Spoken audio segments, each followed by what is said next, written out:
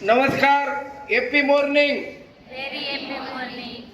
દિન વિશેષ કાર્યક્રમમાં આપ સૌનું સ્વાગત છે. બહુ મજાનો દિવસ છે આજનો. આજે અષાઢી બીજ એટલે હિન્દુ પંચાંગ મુજબ અષાઢ મહિનાની શુક્લ પક્ષની બીજ.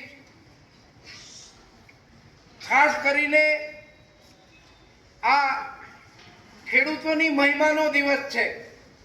સાથે સાથે આપણો જે કચ્છ વિસ્તાર છે એ કચ્છ વિસ્તાર માટે પણ આજના દિવસનું વિશેષ મહત્વ છે. કચ્છ વિસ્તારમાં આજના દિવસને નવા વર્ષ તરીકે પણ ઉજવવામાં આવે છે. તમે જાણો છો એ પ્રમાણે ધાર્મિક, સાંસ્કૃતિક અને કૃષિની દ્રષ્ટિએ આજના દિવસનું વિશેષ મહત્વ છે. સનાતન સભ્યતા અને સંસ્કૃતિ એ ઉત્સવોની સંસ્કૃતિ છે, તહેવારોની સંસ્કૃતિ છે. એટલા માટે કે ઉત્સવો છે એ લોકોમાં એક નવો ઉત્સાહ પૂરે છે. જે રૂટીન રોજબરોજનું જીવન હોય એમાં ઉત્સવના દિવસે લોકો મોજ મસ્તી કરીને ઉત્સાહ મનાવે છે. અષાઢ મહિનો એ ચોમાસાની દ્રષ્ટિએ ખૂબ જ મહત્વનો મહિનો છે. આ ધોરી મહિનો છે ચોમાસા માટે. ખેડૂતો માટે ખૂબ આશાઓ અને અરમાનો આ મહિના સાથે જોડાયેલા છે. એમાંય ખાસ કરીને અત્યારમાં જ વરસાદ શરૂ થયો એ બહુ આનંદ અને ઉત્સાહની વાત છે. વરસાદ એ આપણા જીવનનો આમ પણ આધાર છે. આ દેશ કૃષિ પ્રધાન છે. જગતનો તાત એ કણ વાવે ને મણ પેદા કરે એ વરસાદ ઉપર આધારિત છે. અને આપણું જીવન પણ પાણી ઉપર આધારિત હોવાને લઈને દરેક મનુષ્ય માટે એ વરસાદનું ખૂબ મહત્વ છે. ત્યારે આ અષાઢી બીજ આપણા સૌ માટે મહત્વની છે.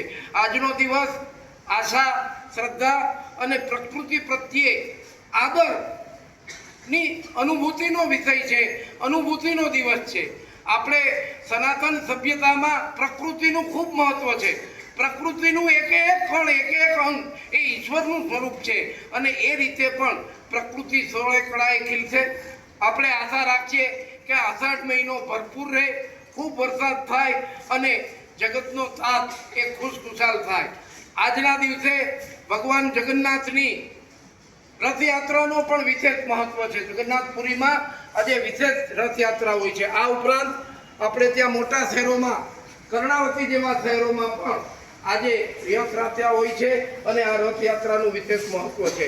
નવી આશા અને નવા અરમાનોનો દિવસ છે. આ દિવસ આપણા સૌ માટે, ખાસ કરીને જગતના તાત માટે એ ખૂબ જ સમૃદ્ધ અને સફળ રહે એવી આપણે પ્રાર્થના કરીએ. સનાતન સંસ્કૃતિમાં રામદેવ પીરનો પણ વિશેષ મહત્વ છે. 12 બીજના ધણી કહેવાય, એમની પણ આ બીજનું એમના માટે પણ ખૂબ મહત્વ છે. એ રીતે આ અષાઢી બીજની સૌને ખૂબ ખૂબ શુભકામનાઓ. આપણે સૌ પ્રાર્થના કરીએ કે વધુને વધુ વરસાદ થાય, ધન ધાન્ય ખૂબ પાકે અને ખેડૂતો ખુશખુશાલ થાય. કારણ કે ખરો આધાર આ દેશનો ખેડૂતો પર છે. જો એ સુખી હશે તો જ આપણે સૌ સુખી થઈ શકીશું. એ અનાજ પકવશે તો જ આપણને બધાને અન્ન મળી રહેશે. એટલે આ રીતે અષાઢી બીજની સૌને ખૂબ ખૂબ શુભકામનાઓ. આ અષાઢ મહિનો અને વરસાદના સંદર્ભમાં કેટલાય દુહાઓ અને છંદો છે. આજે વિશેષ રીતે જે દીકરીઓ સારી રીતે દુહાઓ ગાય છે એમને પણ કહેવામાં આવ્યું છે. હું શરૂઆત કરી દઉં. કોટે મોર ટહુક્યા અને આકાશ ચમકી વીજ, મારા રુદાને રાણો સાંભળો, આ તો આવી અષાઢી બીજ. આવું આ અષાઢી બીજનું મહત્વ છે.